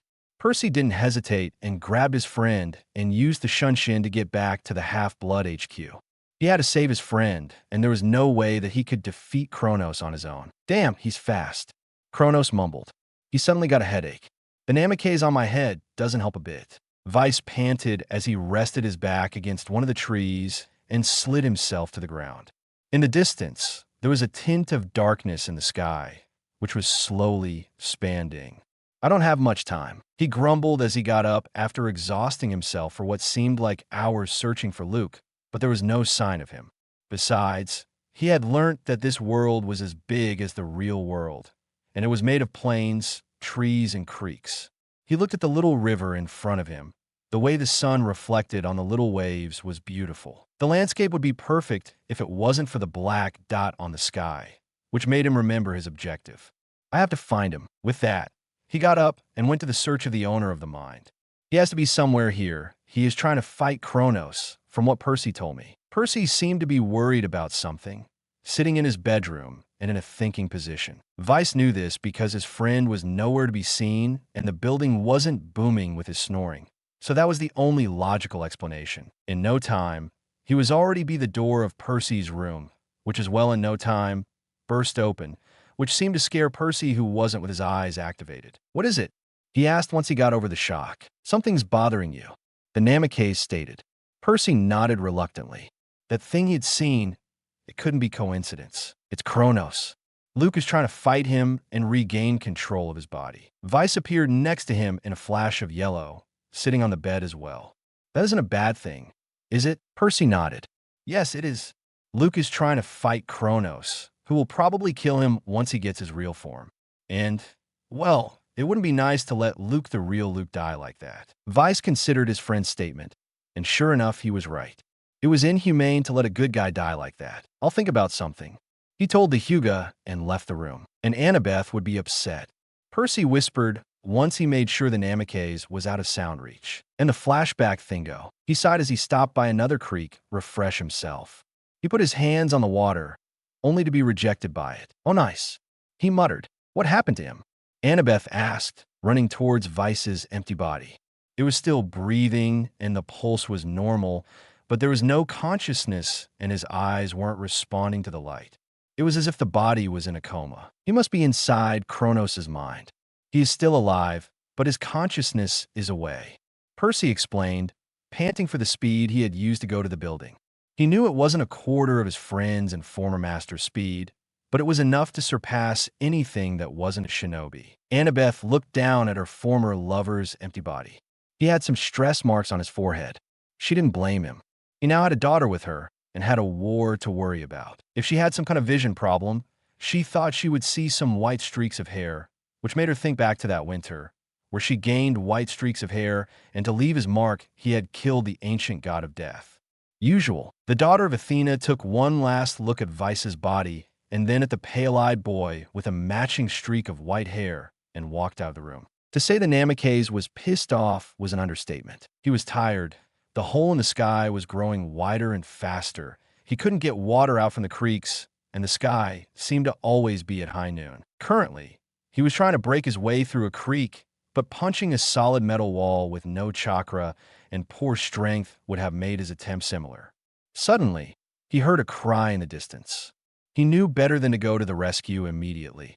After all, this was his second main enemy's mind, so he needed to be aware of everything. He got at the local of the scream the faster he could, but he saw no person. He felt something coming at him, which he dodged immediately to the left. It was a kunai. It had come from behind him. He turned around, Namikaze's sword in hand, to face a tree and a humanoid shadow hiding in the middle of the branches. The ninja threw his own kunai at the tree, only for the figure to jump out and land in front of him. But before it could do him any harm, Vice was already behind it, sword and kunai pressed to his enemy's neck. "I've defeated you once. I can defeat you twice easily." "Luke," he said to a defeated Luke, who dropped his kunai. "Sorry, thought it was Kronos." The Titan host said as Vice released his grip and brought his sword and kunai back. Luke turned around as he smiled. One sincere smile one Vice had never seen. It resembled him somewhat of Naruto, with that foxy grin of his which always brightened everyone up. "I'm glad you're here. Why are you hosting Kronos?" Vice wouldn't let himself get off guard that easily. Luke's smile slowly faded until he was looking down at the ground. "I'm sorry. I wasn't thinking." He was clouding up my mind ever since the return of that mission. He passed a hand through his scar, and the orange fan ninja instantly knew which mission he was talking about. And he's doing the same now. I was trapped in the dark for years, and he forced me to surrender my body and mind to him until some hours. Vice grabbed his arm. "I'm going to let you out of here now." Luke shook his head, still staring at the ground. "You don't understand. It's more powerful than even your Rinnegan." Luke told me with a saddened voice. It was a lie, right? Nothing could be more powerful than the Rinnegan except for really strong, immortal power. Damn, it isn't all about raw power. He remembered Naruto saying after he had decided to fulfill the prophecy meant to him. You need to have willpower. That's it. He practically shouted, grinning. Luke brought his head up. What? That's it. This is your own mind your own world. Right now, Kronos' mind is halfway to cover yours, he told the blonde-haired boy, pointing at the now huge black circle which was covering about half of the sky. You have to fight it, and then you'll win. Luke looked reprehensive. How? It can't be fought. I tried before. Vice smirked. I wasn't around before, was I? Percy grunted in protest as a hand shook him in order to wake him up. Wait a bit, Rex. He whispered sleepily, turning to the other side of the bed. Hold on. I don't have a dog. He instantly sat up, rubbing his eyes. Percy, there's a draken attacking us. Get up, practically screamed Annabeth's sweet voice. Sweet K, he shouted, then muttered under his breath a single word, Sergeant. What was that? Nothing. Considering the situation as it was rather interesting. Trapped inside Luke's mind, which, by the way, was halfway to get totaled by the black spot of doom. Luke giving him a look that said, you can't be serious about this, this is fucking insane, and him giving his rival, I know what you're hiding, because you're making him obvious look. Though, that wasn't the look he was searching for. The most appropriate would be something like, well, gimme some better way to defeat the freaking Titan Lord, damn it. Though, that wasn't the look he was searching for. The most appropriate would be something like, well, gimme some better way to defeat the freaking Titan Lord, damn it. You fucking kidding me, right? Luke wondered aloud after getting a duplicate mother of all headaches. I have to somewhat make your mind my place, but that isn't working even with my Tsukiyomi. It's weird. It's like if I were completely unuseful. The young shinobi explained. Why, I don't know. The Titan host looked changed this time to something like, oh, thank Lord for the cheerful information. Yeah, I know. Vice sighed. What was it with him? Salute the unuseful bastard who entered my mind. Hey, I'm trying to. And that's when the idea clicked. That's it. Life at camp was rather boring without Vice and the others, and extremely annoying since now Vice wasn't there to make her daughter death threats and make her eat the damn food. No, damn food, yes, that was it. And now that everyone was out, Silena, the girl that lost her lover, was the only one to help her take care of Pam. Currently, she was staring in horror at the torture Silena had done to Pam. Lipstick and eyeliner, blush, and some other things she wasn't aware even existed were all on her daughter's face. You could get her anything terrifying. It wouldn't compare to this. Pam giggled cutely in her baby chair, which someone made the scene more horrifying. Silena looked down at her work and for once smiled after Charlie's death, but the smile suddenly disappeared when the sound got so loud that her ears went numb. What did you do to my daughter? Silena sighed as she asked a single question. How many seconds? 5. At that, she started to run like crazy away from the Zeus cabin and from about to assassinate somebody, looking Zoe straight to the stables. She took out one of Vice's storage parchments Travis had given her as birthday present, which she was almost sure he had somehow stolen, and activated it, putting some energy into it, and went behind a tree to change into Clarice's armor. So you're telling me that my head's not my head? The blonde-haired Titan host asked. Yeah, the Namikaze answered. You could have been a bit more indirect. Oh, so sorry, Vice said, sarcasm evident in his voice. That's just not me. You should be a bit more nicer, you know. Look at me, an evil guy. I may be evil, but I'm not unpolite. Luke told him, I threatened my baby daughter to death. Do you think I have hope? Luke's expression changed from I am better than you to you really have no hope in that makes me a whole lot of fucking better than you in minimal existence, haha. How so many words could fit in a frown. Vice had no idea. Well, back to the situation at hand. We have to get you to regain control of your mind. And how are we supposed to do that? We have to summon Kronos, Vice said, then pointed at the sky, which was half covered in black. You still have half of this mind in control. You should be able to get Kronos here. And then what? You'll have to defeat him. Luke looked a bit puzzled by that sentence. It's impossible to defeat a Titan, much less Kronos, and at the level he is. Don't worry, I'll help you, Vice said with a smile. Luke grinned at that, as it practically instantly Vice looked terrified and made a second-class defense pose. Ashi, stop it. You freaking me out. That's the point. Hey, you guy who ruined my life.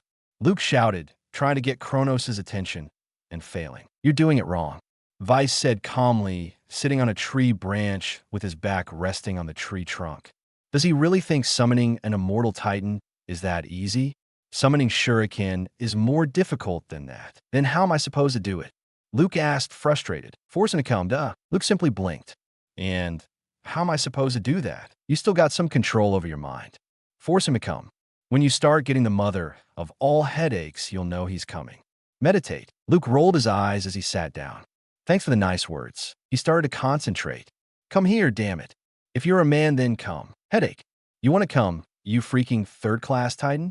Then come here and try to cut me with that little knife you've got. More headache. He kept on with the wonderful compliments until he was almost screaming in pain. Suddenly, the pain stopped. He opened his eyes and saw himself in front of the real him. Kronos, he said with disgust. In which purpose did you summon me? Oh, well, you see, said Vice, appearing behind Kronos. He kind of wants the human right of having control of his own body. Poor thing. Luke charged towards Kronos as Vice put his sword at Kronos' neck. He grabbed a knife and pierced Kronos' stomach. He smiled as he felt the warm red liquid run through his hand. Red? Oh, holy shit, Vice thought as he jumped between the two Lukes and separated them. I'm of no use in this battle. He took a look at both Lukes and noticed both of them had blue eyes. Kronos is pretty smart, but he didn't think that the hinge can be used at my advantage too. If he has changed his eye color, then that must mean that he has chakra in his eyes. He activated his Sharingan as the world started to move slower. He looked at both Lukes, and, sure enough, one had chakra on the eyes. Bingo! He charged forward to the fake Luke and slashed with his sword, only to be stopped in midair. Is this all the almighty Namikaze can do? Please, I'm not one of those little gods you can cut the cheek of at any time you want, Kronos said, smirking at Vice. He then dropped his hand, and the Namikaze went into the ground and felt his body get tighten around him, until all he felt was his head. Shit, well, now that the almighty Namikaze is buried, let's get to business with my host. Kronos said as he tilted his head up at Luke, smirking heavily. You son of a bitch, screamed Luke as he charged at Kronos. The Titan drew out his scythe as Luke drew out a sword that had apparently come from the ground and slashed at him, only to get blocked as a fierce battle started. Okay, so now should I get free of this prison or should I stay here until the right moment? Thought Vice as he watched the battle. Kronos was on the offensive while Luke could barely block or evade his attacks. Luke must have trained counterattacks since that day some years ago in order to surpass me. Now that I look at it from that day, I have only gotten a bit faster and got some eyes. Nothing much. Really, if this was a story, I would probably be some kind of Gary Stew. Getting all-powerful in a day. Vice, this is a story. Really? Didn't know, wait, does that mean I'm Gary Stew? Yeah, but people like it, so no prob. Okay, now back to the battle. Yes, sir. Vice watched as Luke suddenly counterattacked, landing a foot on Kronos' stomach, sending him flying in the Namikaze's direction. Vice took this chance as he activated the Rinnegan over the Sharingan, producing a terrible strain on his eyes, and muttered, Shinra Tensei. The floor opened as Vice jumped free from his prison and kicked Kronos on the back and onto the floor. Luke went running to where the Titan Lord now laid and crouched. Is he gone? Asked Luke, smiling for the first time in years. Probably. Vice said, smirking. Second prophecy that I screw up. Not that I care. Luke said, immediately changing attitude. Though he was acting as if nothing had happened, being free from the Titan was really good. He had considered joining Kronos a pretty good idea until he was told he would die hosting Kronos and almost dying on river Styx. Really, he deserved something better than that, and now he had it. Bite me. Vice said, getting out of here, I'm going to rescue you, but don't expect me to do it heroically. Really, doing things pretending to be the super good guy was a pain. Vice would rather be powerful than a poser. How are you going to do it? Asked Luke. He was curious as to how Vice made a rescue. He had never seen him save someone and had only seen him fight against Shinigami and himself, nothing else. Probably going to take out the army surrounding you and send you flying to our base, kicking your ass. Vice said with a smirk that soon vanished when he realized what he had just said and slapped himself mentally. As that was his mind, one could just say he slapped himself. Damn, that was supposed to be a secret. Right, now go. I won't feel pain from the kick anyways. Luke said as he smirked at the failure of his enemy allies' plan. Whatever, I'm going to figure out some other painful way to get you to our base and then kick your sorry ass. Be prepared, Vice said as he vanished. Luke flinched slightly at that last statement. As far as he knew, Vice was never one to break promises that included kicking the bad guy's ass. Life first, but later. He thought as Vice's technique dropped and he regained consciousness. Percy was now aware of two things. 1. You should never get in the way of a Draken. 2. If you do, you're certainly dead. He cursed the unfortunate event of having to face a freaking Draken as he jumped and slashed its eye with Riptide, only for the weapon rebound and the beast to almost bite his legs off. Retreat, he ordered as he landed and saw an unfortunate demigod get blown off by the flying snake's tail. If it kept on like that, they were truly doomed. Attack, he heard a feminine voice say. He looked up and saw chariots, the Apollo and Ares cabins were fighting over before going in the direction of the monster. Leading the fleet of 6 chariots was Clarice on her armor, but something seemed different about her. Wait, are those blue eyes? Percy thought as he noticed the slight change on Clarice's appearance. She was able to fight off the monster with the help of the other chariots until she was bitten on the shoulder with one of the Draken's canines. A scream of pain came with it as the chariot went to the ground. Clarice stood up, ignoring the poison spreading through her body, but swiftly fell to her knees, coughing up blood. Percy was confused when he saw another chariot appeared, and in it was none other than Clarice. Wait a bit. Percy stopped to think the whole thing over. She is Clarice, he said, pointing at the unarmored demigod. And she has Clarice's armor, he said, pointing at the figure laying on the ground, and then it struck him. Silena had blue eyes. Damn, talking to Vice too much is affecting my mind. He thought as he ran towards the daughter of Aphrodite. Clarice landed and ran at full speed towards her friend. She removed her own helmet from her friend's head and started to desperately talk to her. That's enough, shouted the daughter of Ares as she took her electric spear and looked at the Draken with pure hatred in her eyes. You're going down. She screamed at the top of her lungs and charged the monster without an armor on and stabbed the spear into the serpent's body. The monster struggled against the electricity in its body with no success. It released an anguished scream as it exploded into a mountain golden dust that fell as snow over the heads of the demigods. Vice regained his consciousness on a bed on the demigod HQ. He didn't give it any thought as he opened the window and jumped through it. He had to save Luke before someone from the former Kronos' army killed him. As much as he didn't like the guy, Annabeth somehow still cared for him, and he couldn't shake off that tiny spot of his own thoughts that wanted Annabeth to be happy without him. Though she had some grudge against him, and the fact that after Zach's death he started to be an ass to everybody except for a handful of people didn't help. Deep inside, he cared for all of those who stood in camp, Annabeth included. He sighed as he hid behind a tree and watched as the Dracena Queen did some speech about Luke being traitor to all of Kronos' army, which consisted of almost 2,000 in numbers, though he found it strange that Sasuke wasn't there.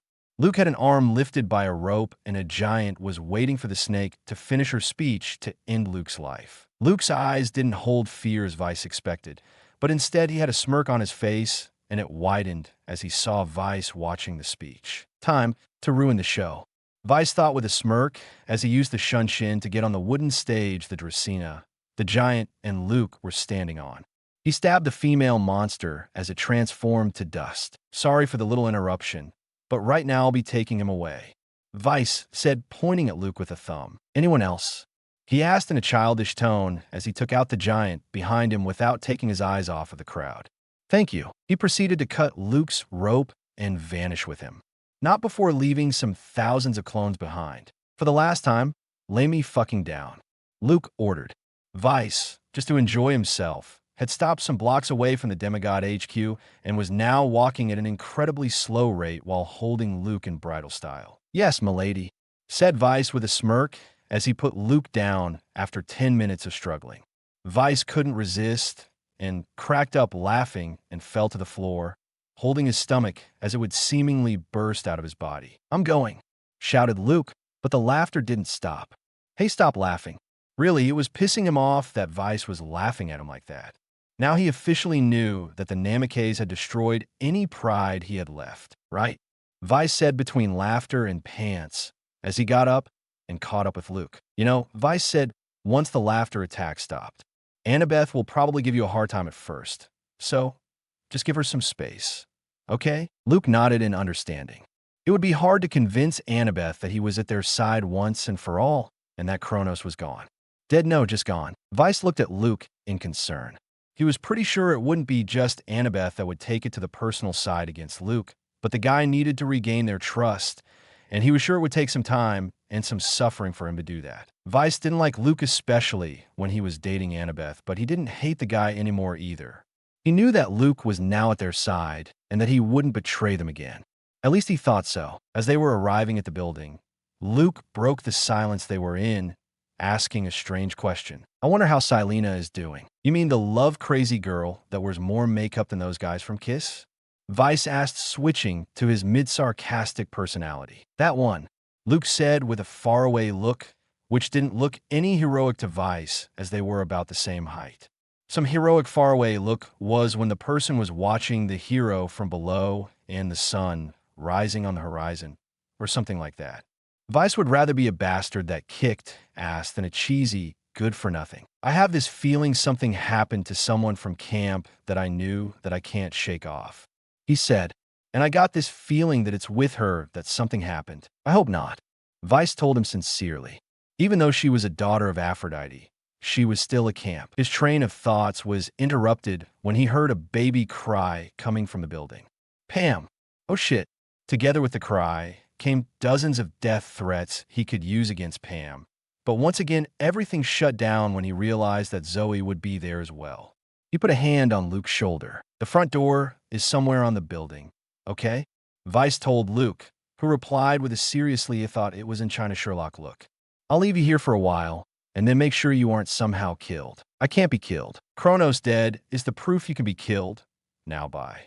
And with those words, he flickered and vanished. And that thing is supposed to be my friend, Luke thought, rolling his eyes. If that was a friend, He didn't want to know how the enemies he would make would be. The blonde-haired adult sighed as he walked in the direction of the building. Time to be nice again. Percy stiffened as he heard moans coming from Zoe's room. Dirty images instantly came into his mind, and he quickly tried to shake them off, failing.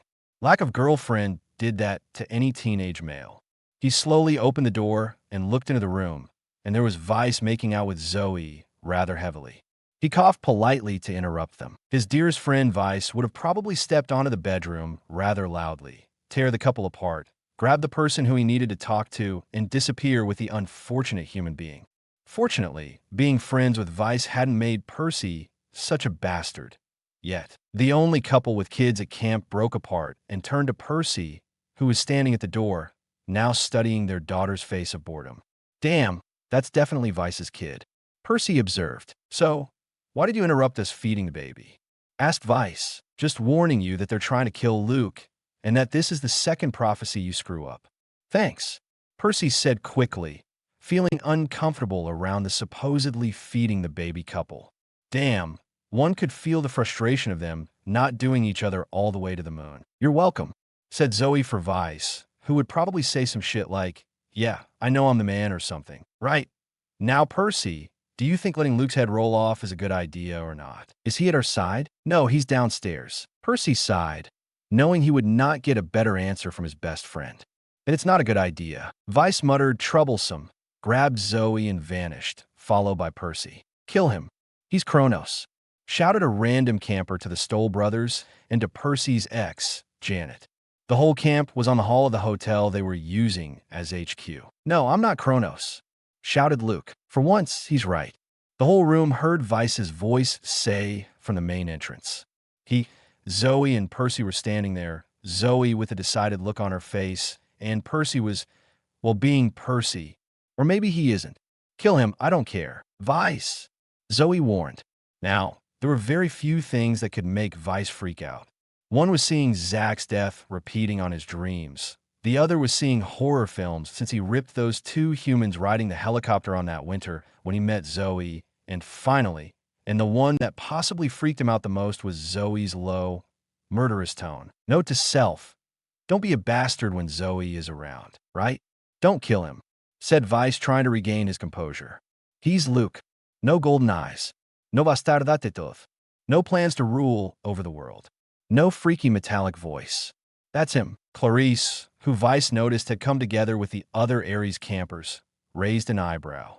"And how is that?" "The prophecy says it's on C-Boy's birthday. Luke killed Kronos," he said. "And now to make everyone think he was the man, I helped," he said with a hand over his chest like if say I'm better than everyone.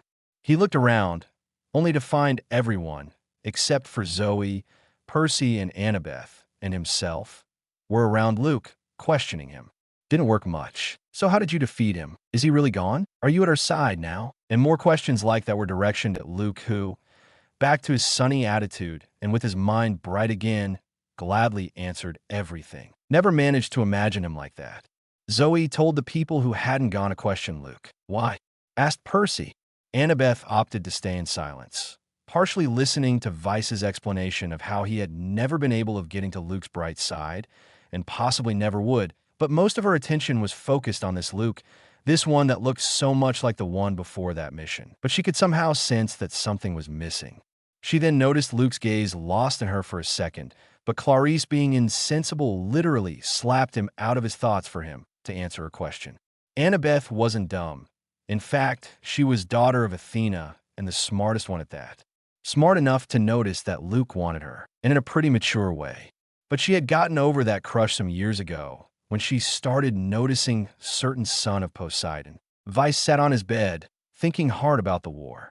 No doubt Sasuke was now commanding the army, but he hadn't shown his face yet.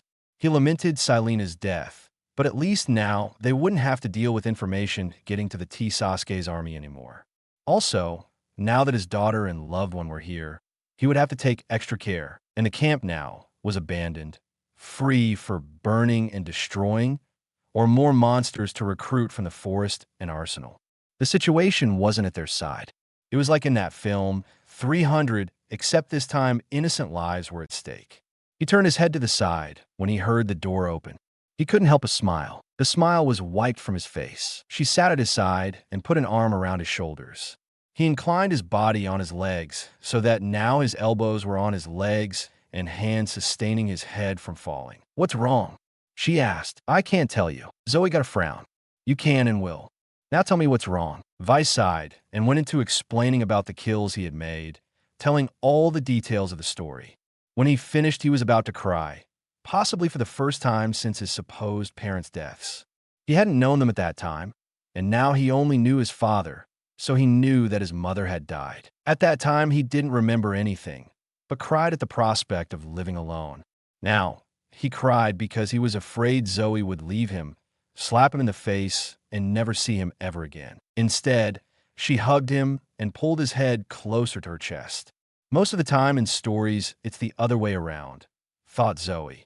She didn't think anything bad of Vice for killing. In fact, she herself had killed, but she knew what the first reactions were. Exactly those Vice was having, and that comforted her in some way. It showed to her that, even with all those powers, Vice was still human and had that emotional vulnerability all humans had. The Namikaze finally stopped crying and looked up to see Zoe smiling. The most beautiful face ever. "Come on, Vice. Let's go for a walk around the city. You need to clear your head." Vice smiled and nodded. When he was around her, he felt as vulnerable as he had felt that first time when he saw Chiron and was being attacked by monsters. Only those moments around her mostly didn't include monsters. They went outside and climbed a building. They just stood there, sitting on the edge of the building, gazing at the New York skyline. Thanks for watching, guys. Hope you all are enjoyed this video. If you do, please leave a like, share, and subscribe. Also, don't forget to support author of this fanfic. So let's end this video here. Until then, see you in next video.